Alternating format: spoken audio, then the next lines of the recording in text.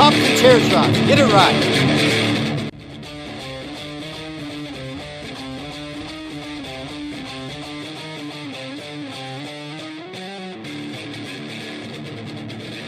And you're hanging with the bad guys. Heels, pops, and chair shots. Get it. Welcome back, baby faces. Victor Villain here. And I actually have a special exclusive interview from our trip to the intense Monster Factory camp. Mischief, Elite Steve, JP Savage, and myself did some big things this weekend. And one of which being a great interview with MFPW's very own Hyena Hexx and Royal Money, who sat down with us and, shared their amazing stories with us for a special 2-part interview that we're gonna share with you within the next couple days. But enough of all that. Let's get into it, baby faces. Here's MFPW's very own Hyena Hexx and Royal Money. Check it out.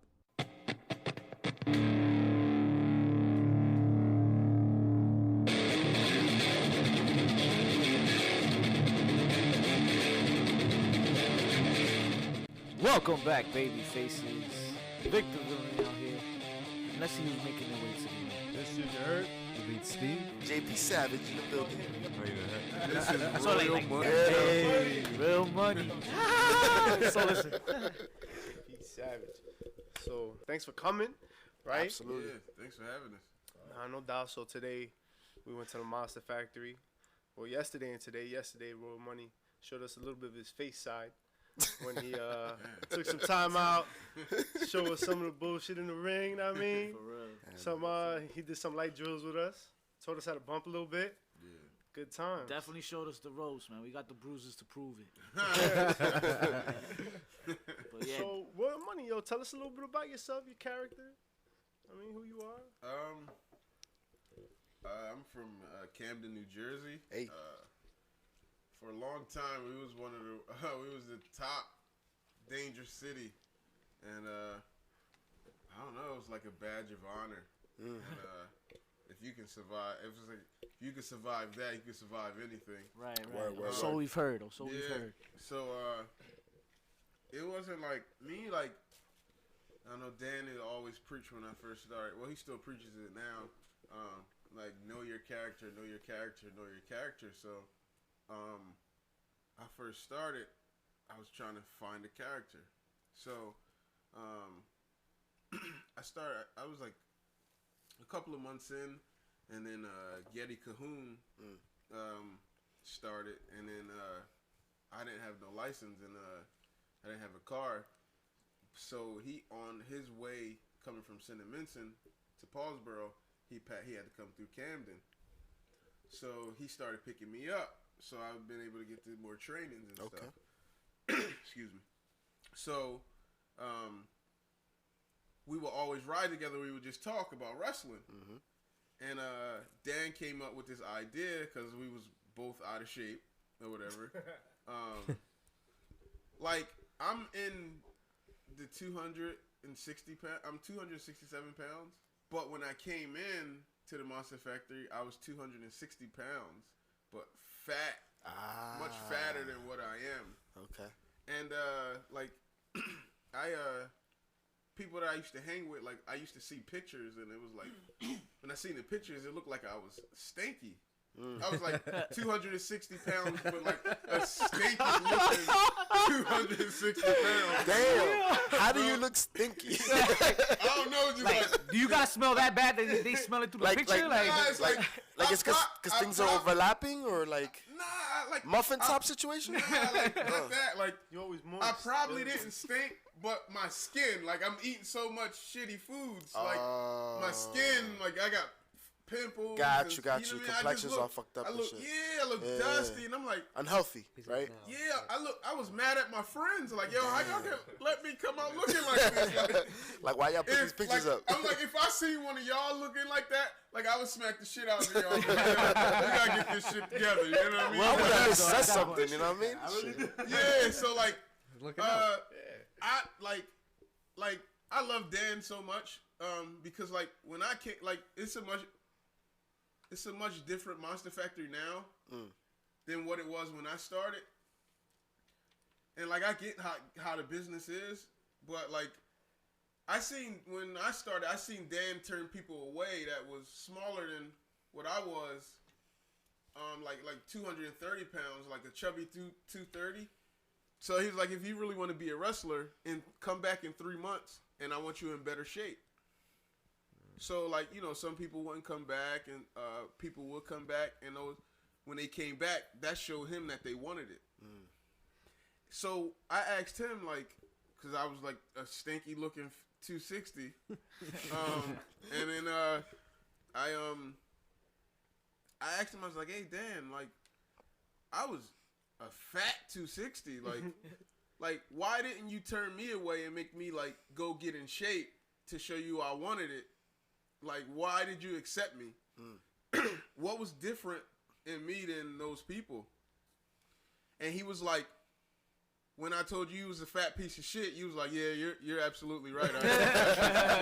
Accountability. He's like, you owned it. You know what I mean? He was like, that's why I accepted you. And it's like, oh, all right. So like, these motherfuckers is suckers. Yeah, like, they were saying they wanted it, and it's like he just seen their bullshit. And like, I wasn't bullshit, and it was like, because like, I was gonna go to another wrestling company to train or whatever. Oh, okay.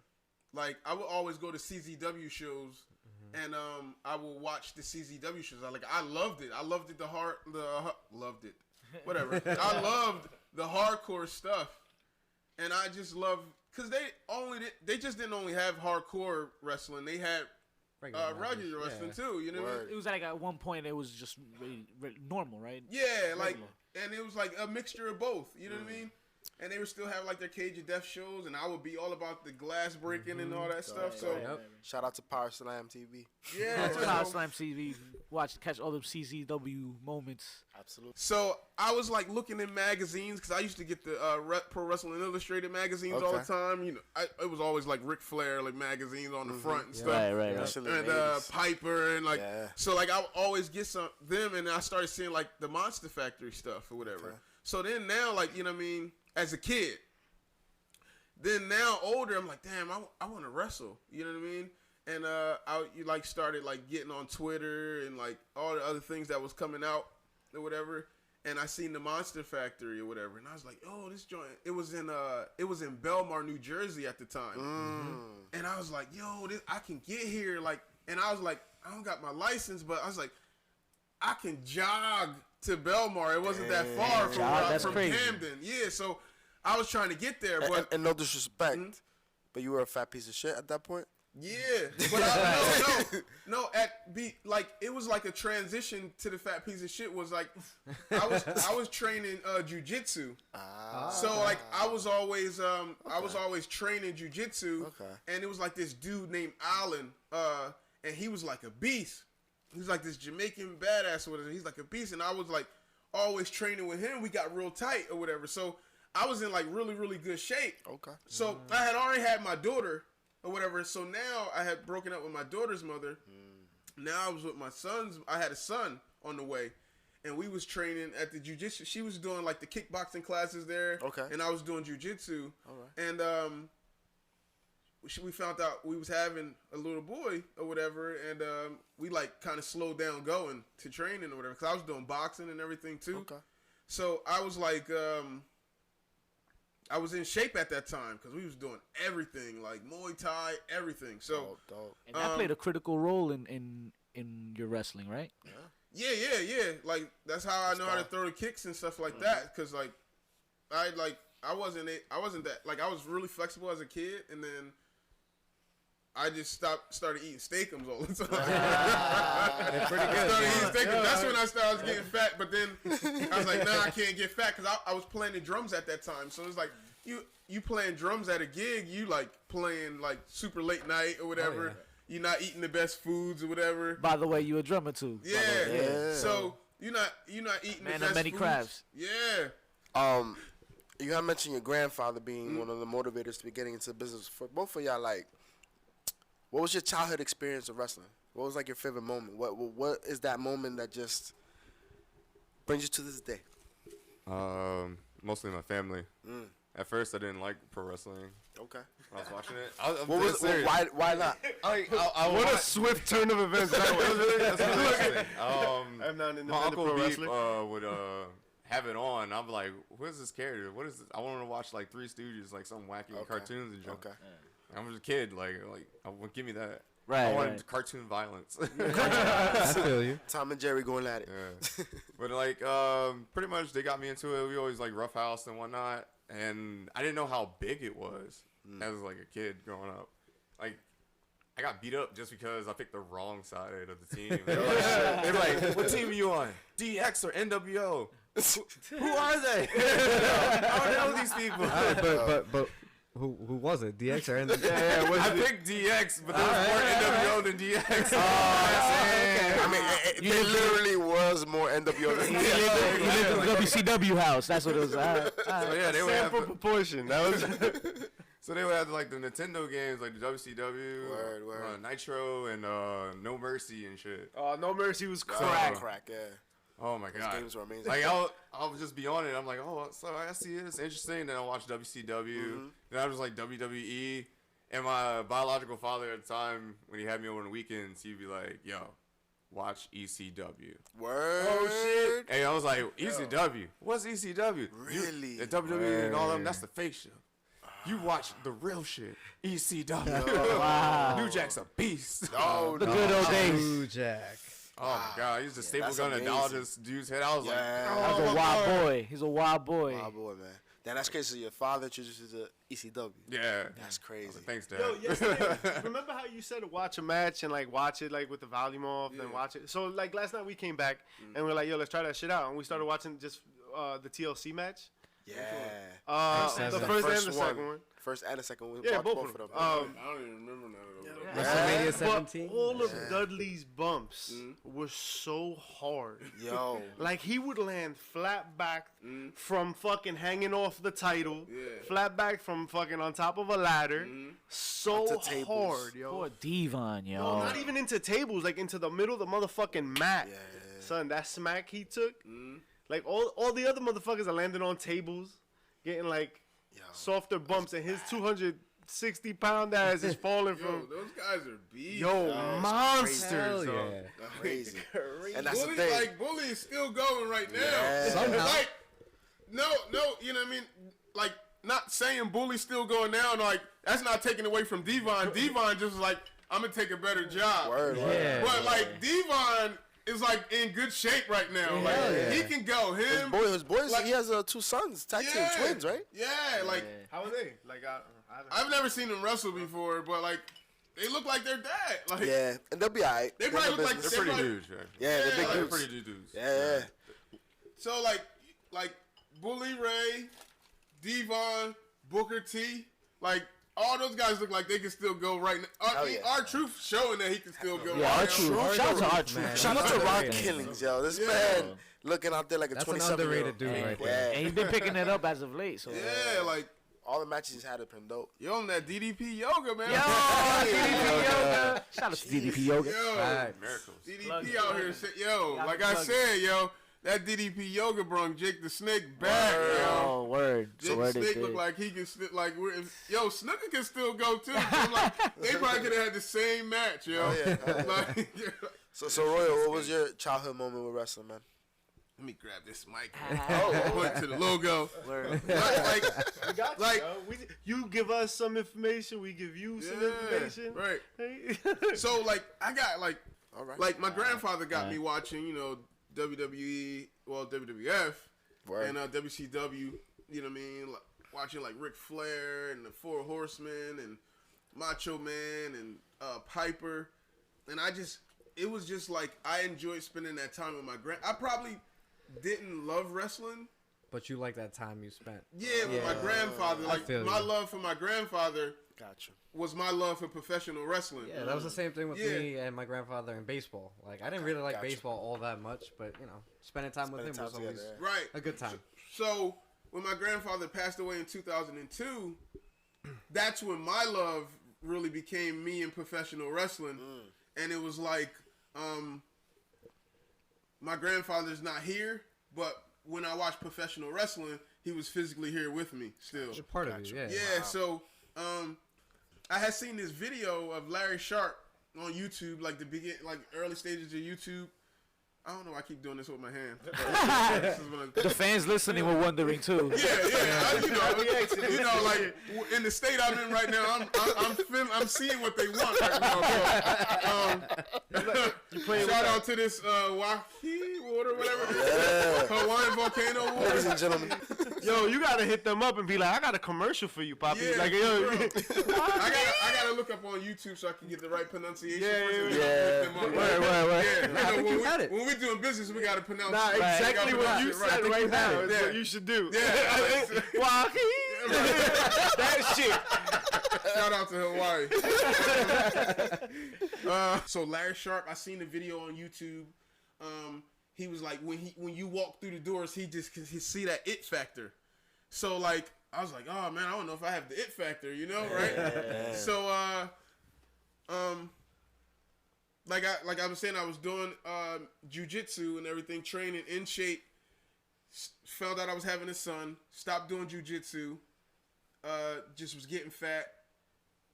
This is when the stinky fat started to transition to the stinky fat. Like I was like an evil Pokemon, but then I was about to evolve, right? So this was the stinky fat evolution. Yeah.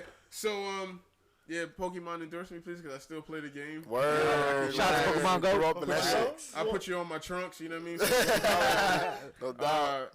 At Camden Royalty on Twitter. Hey, tell him. Slide in that DM. Hey, ladies, y'all heard him. So I walked in. Larry Sharp's there. I go out and I shake his hand. I'm like, it's a pleasure to meet you, sir. He's like, ain't you here for ring crew, right? And I was like, yes, sir. He's like, well, get on a ring crew. And I was like, well, guess I don't have that it factor, right? So I'm like, I'm helping out, and I'm like, Dan is like, when you going to train? When you going to train? I'm like, I'm a train. I got to get the money up. You know what I mean? This, that, and the third is going on or whatever. So I just was like, I really wanted to train, and I was just like dealing with stuff like street stuff. Like I came from a good family, but my dad's side is gangsters, all gangsters on that side. Everybody on my mom's side is all church people. So what a mixture. Like it was always like like heaven and hell I associated with. My dad's side was hell, my mom's side was heaven or whatever. But I just had like court fees, so I didn't have that $500 down deposit. So I was just trying to get in just to be around it. You know what I mean? Exactly. So I'm helping, like, I ain't have the it factor. Get on the ring. I ain't have the it factor, right? So I'm like, all right, I'm on the ring, helping out, you know what I mean? So now I lost my license and stuff, so I couldn't get there. So now I'm like driving without a license and stuff, but because I just wanted to be there or whatever. I finally like get my shit together or whatever.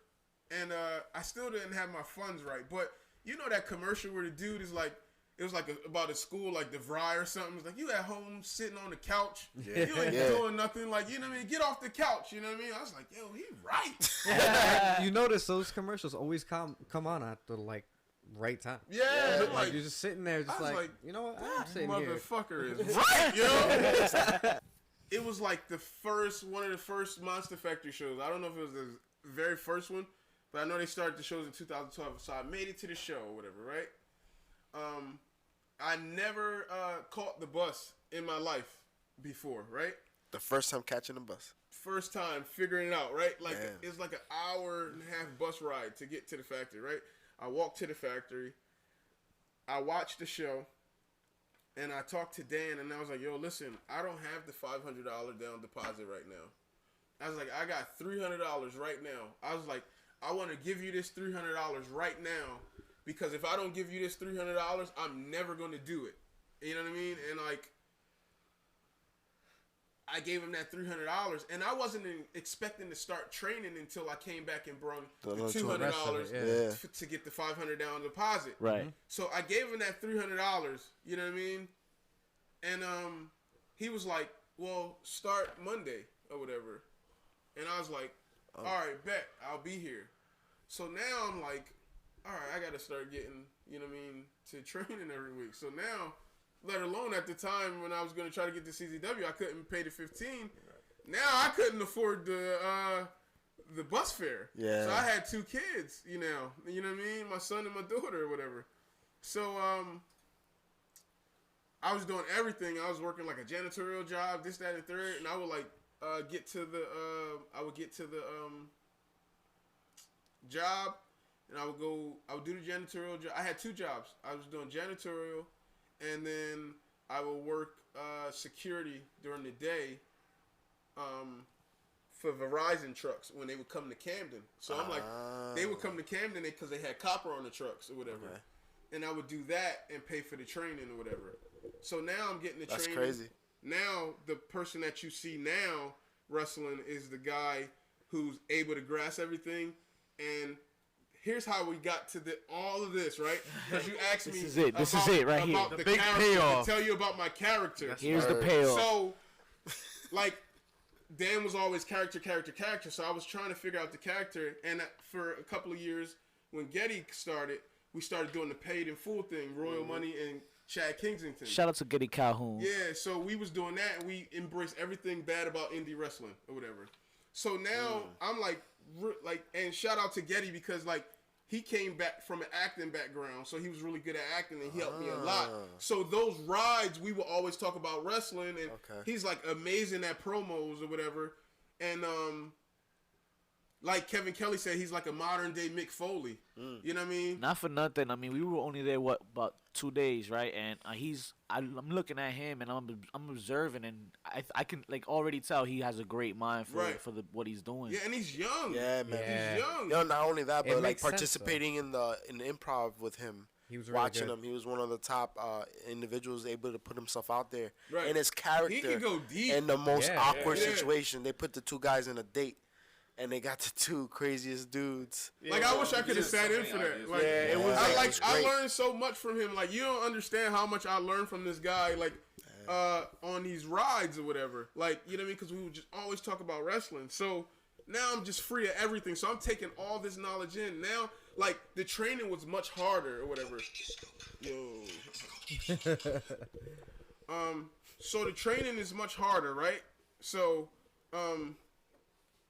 I'm taking in all this knowledge, right? So everything I get a chance to show people, I'm showing them every training session. Because like I said, I come from drumming. It's a lot of practice, right? Yeah. So this repetitive motion, you know what I mean? Practice make perfect. I can like, you know, it gets boring, but I'm over that boring stage because I've already been through that with drumming. So now I'm able to do it over and over. So I remember every session I've ever been taught at the factory, from Blue Meanie, Wild Bill from ECW. Blue Meanie, you know, Blue Meanie was in ECW. Yeah. Punishment Martinez. Yo, they is wilding right now. Punishment Martinez, QT Marshall, Dan, Larry Sharp, his time there, like my short time with him. Every seminar that came through there, like, you know what I mean? Like, everybody. Bully Ray was through there. He tried to run me over in the Wawa parking lot that we was just in. Really? Like, he tried to run me just over. tried to run you over. Yeah, like legit. Like shoot. Like, and I jumped on the car. Like, he legit tried to run me over. Like, so, like, you landed on the hood. Yeah. He's like, you know what's going to be really funny? Yeah, like, so now I've grown up in Camden. I wasn't scared of nothing. Like, I had attempts on my life. I'm not scared of anything. And I had some wild experiences on my dad's side.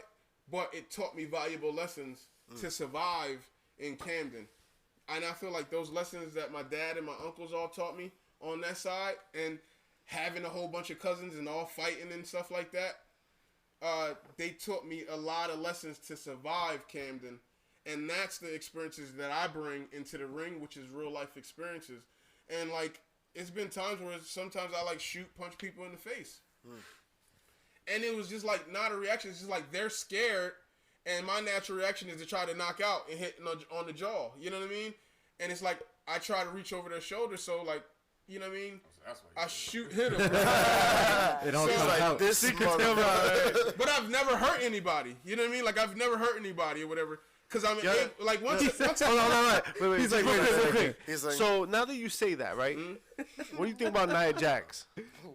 Yeah, the whole situation. Well, I mean, Just from a pro wrestling standpoint, like what is your? That happens sometimes, but that's like we're like she was turning around. Like, if I knew somebody was, like, going to throw a punch at me, it was a melee, so you can't be too sure. But if you know somebody might turn around and throw a punch, you should kind of sell. But Nia Jax threw it so fast, she didn't have no chance. Why she threw it so hard? Because I think somebody was like, if you look at the video, I think somebody was like really, really pulling her hair, like really wild, trying to make a statement. Like she had her eyes closed. And like, and she just turned around and threw it, and it was just right there. Like, that's fair. Well, that's something like, and sometimes like jabs work. You know what I mean? Like, yo, growing up in Camden scrapping, I learned jab. My dad taught me the jab works. Like, you twist that motherfucker. Like, that fucking rocked the snot box. That shit goes. Straight up. My cousin Aaron, rest in peace, my cousin Aaron, he got in a fight with this bull over a basketball game when we all played basketball in high school. He kept throwing this straight jab. It was slow as shit. But this fucking dude had this like unicorn joint, just horns. But like, rest in peace, Aaron, man. Well, they mentioned today that like a battle royal, for example, is one of the most dangerous matches, just based on like your limbs, your hands, the placement, the proximity to every other person. He was telling us last night the same thing. Like, watch your fingers. Yeah, watch the fingers. Watch the fingers. whole like get up. So yeah, pretty much. You don't want to be on the ground. So Hyena Hexx, you gotta tell us where that name comes from. Word. I don't know. Yeah. Is it Lion King? Like, it sounds like Lion King. Almost Lion King. Okay. Pretty much hyena is my spirit animal. Oh, dope. Yeah. Oh. Which is weird because like my zodiac sign's a Leo too. Oh shit. Okay. So I'm like double cats. Okay. Fun fact. So you like do you like the Thundercats? Oh yeah, everyone loves All right. I mean, I never Shit. found anyone who didn't. I just gotta make sure. yep. That's it. So yeah, it was like that. Plus I like the voodoo culture. Type Okay. thing, like other religions and whatnot. So, I'm Christian, but You like to, I like to, you know. I like to dab. Have you ever heard of voodoo wrestling? See, and that's like the type of stuff that I had to learn, like to play the character. Like these guys and like Getty, they already have it. There we have. Yeah, I pretty much had a theater background as well. Oh, nice. Yeah. Awesome. Yeah, Awesome. So you're like a Papa Shango fan then? Yeah. Have you ever heard of voodoo wrestling? I have, but I haven't like really like watched. On Vice, they have an interesting documentary swear to on God, that. Check it out. Ever since he found out about voodoo wrestling, every that's all he fucking week. talks about. Hey, Talk about this listen, fucking it's voodoo very bullshit. Listen to what he just said. It's so relevant. I think he would enjoy it. Like, I think he would enjoy it. But, Yeah, there's a dope they would documentary use on it. Bones like for the hyena and whatnot. So I was like, Dope. all right, that's pretty dope. And Oh, man. I also like the DC character Jonah Hex. There you go. There you I go. was like, I always thought it was a cool name. I was like, Hex. You gotta find a way to fit that in. Who somehow. would you Cowboy say? down there. Who would you say you emulate your ring style to? Like who are your favorite wrestlers growing up? Oh, you stole my question, you motherfucker. I'm sorry, should have asked it, motherfucker. Oh, damn, I wasn't even. Well, it pretty much ties into the character as well. Like, I realized pretty much the Hardy Boys got me mostly into wrestling. I enjoyed The Rock and Stone Cold segments. Like, I love when they start Their mic work like was shit talking to phenomenal. each other. It's that chemistry, man. Triple H was a badass. Oh my WrestleMania God. 17, that whole lead up, shit was gorgeous. Oh my god. He's like, yeah. He had a moment. I had a crush. He had a flashback to the whole bed scene my God. in the ring. Like that all just happened, My folks. childhood. That My Way song went up like fucking 18 style yeah. points. I used to on my like fucking walk shit. around like Dito Brown, like Yeah, like, shit. Yo, I was such a Dito bad- Brown was a dope ass Yeah, he character. had like one of the best fucking intros. He in did, the yeah. game. I was He like, did. Always loved it. And this is Dito Brown. Oh, that's my loved favorite it. wrestler. That's like Yeah. that's why I use the Sky High. Word. That's why he does it. But yeah, like I love the high flying action. I have to take to the skies in my matches. Make me feel free. What's a Like- finisher? Finisher, like my new one right now is What you got? I call it the Curse Roller. Oh. I was paying homage to Kinnikuman, which is a anime series. It's an old anime series. Me and Chad, aka Getty Cahoon, Okay. we're both big fans of that series. So Sunshine Supreme would say that when he beat up the characters in the game and shit. That's So dope. I was like, all right, this is a badass motherfucker. So I'm just Yo, gonna do I it. love It's the a- fact that you've paid like everything in your character. There's significance to it. You know what I mean, Yeah, it's that always brings it back to revert- you. Like revert back to Japan somehow. That's dope, man. That's dope. Even That's dope. my hairstyle and I guess coming out with like the hyena print is mostly from Eddie Gordo or Tekken. okay. Like he always has Yeah. nice style to him. Yeah. It was still wild. Dope. And like also one of my favorite Disney villains is Cruella de Vil. Oh, That's Because I loved it. She had like money. She had fashion. She wore death around her. So I was just like, oh, that's pretty she deep. was confident for a big Damn, I girl. never really fucking thought about it like exactly. that. She wore death around her. Yeah, She literally. wanted to kill like puppies. I was like, damn, she's brutal. Like, fuck. Facts. But yeah, What are some of you only strictly work for Monster Factory, or you do Yeah. other promotions? Or?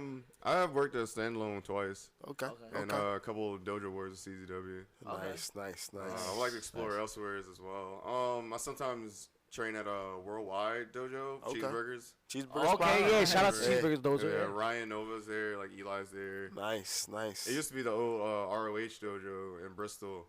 I used to see Will Ferrell there as well. Word. And sometimes Delirious would show up.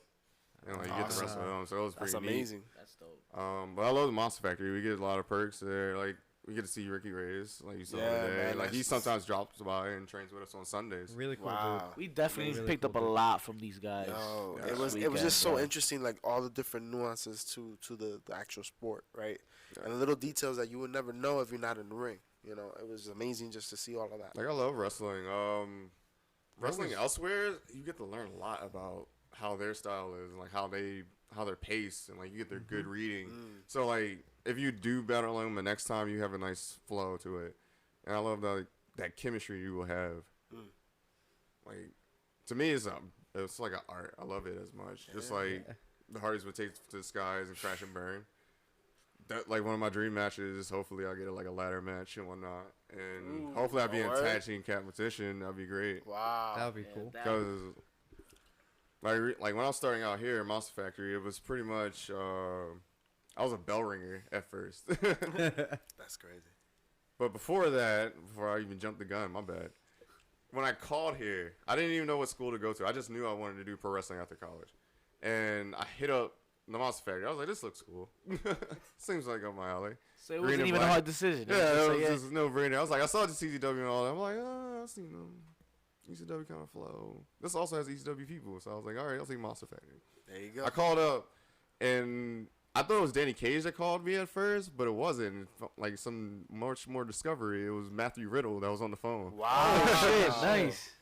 Like he called me. I was like, yeah, bro. He's the same bro back then. Yeah, he was like, yeah, bro. Just come down to Monster Factory. You get $50. You get a tryout and whatnot. And my dumb ass, I'm like, oh sweet, just $50. I can become a pro wrestler. Awesome.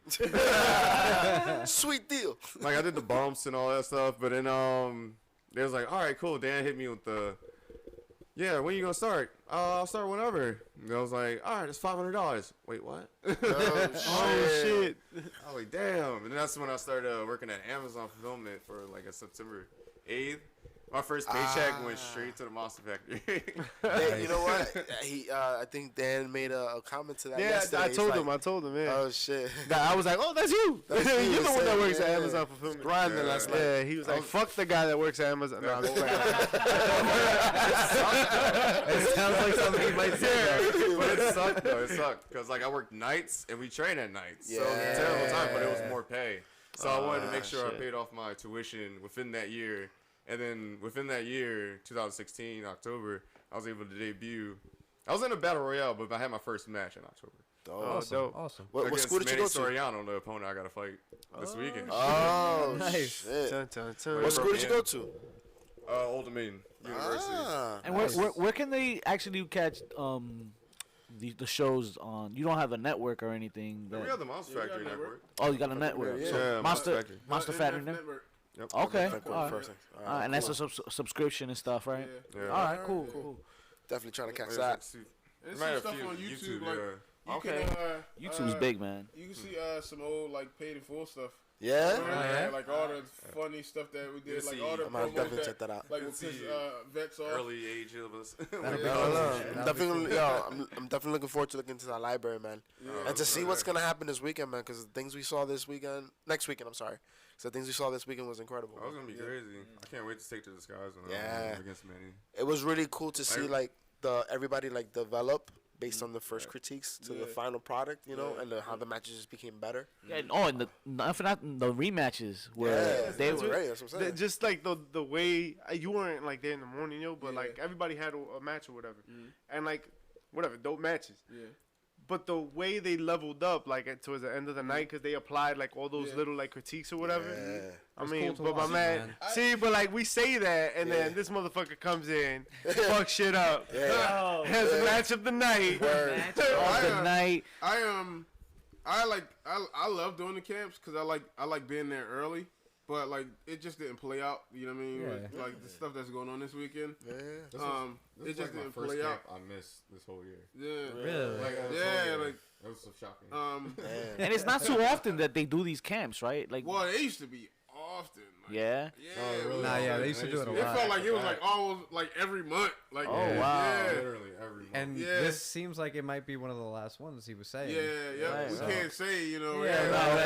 For undisclosed changes, reasons. though. Everything changes. Some changes. Everything changes. upon us. So, Everything changes. Shout out to the future. I like to be there early because I like to be like have it like a first match. Like I've always wanted to be like a ring general or whatever, and I always wanted to be that guy. Be like, oh, like everybody got to step your game because we like the older guys that was there like used to do that. Like, yo, we about to go out there and kill it. So you better you better go out there and step your game up. Yeah. So I like to do that, and I like to have everybody raise their levels. You know what I mean? Like, you know what I mean? So, but it just didn't play out this weekend. But like, I just got in there and just did my thing, and I'm just like, I got a chance to come and just listen to some of the critiques. So it was like, oh, okay, I do that all the time. I could do that. Oh, okay.